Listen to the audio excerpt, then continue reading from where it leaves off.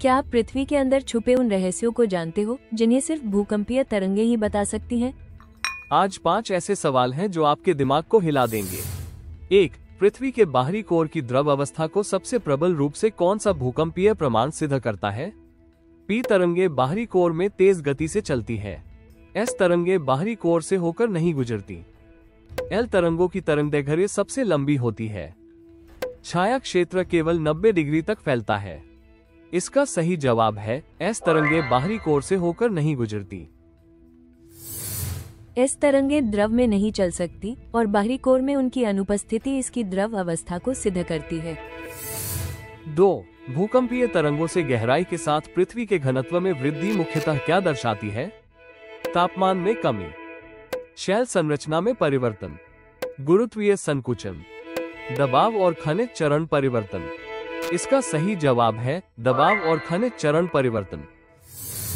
गहराई पर अधिक दबाव और खनिजों के चरण परिवर्तन से घनत्व बढ़ता है, केवल संरचना बदलने से नहीं। 3. भू डायनामो सिद्धांत पृथ्वी के चुंबकीय क्षेत्र की व्याख्या किस प्रकार करता है?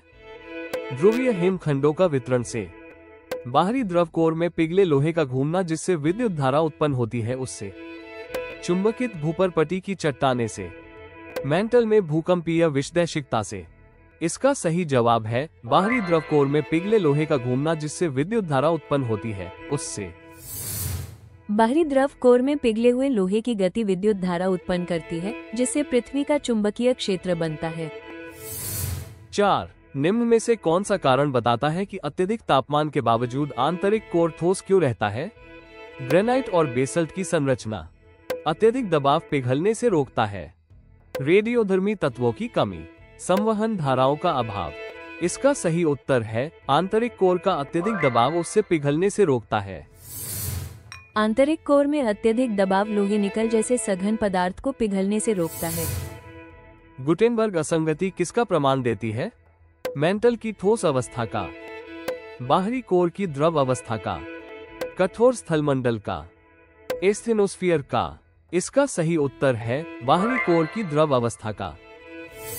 लगभग 2900 किलोमीटर गहराई पर एस तरंगों का गायब होना और पी तरंगों का अपवर्तन बाहरी कोर की द्रव अवस्था को दर्शाता है।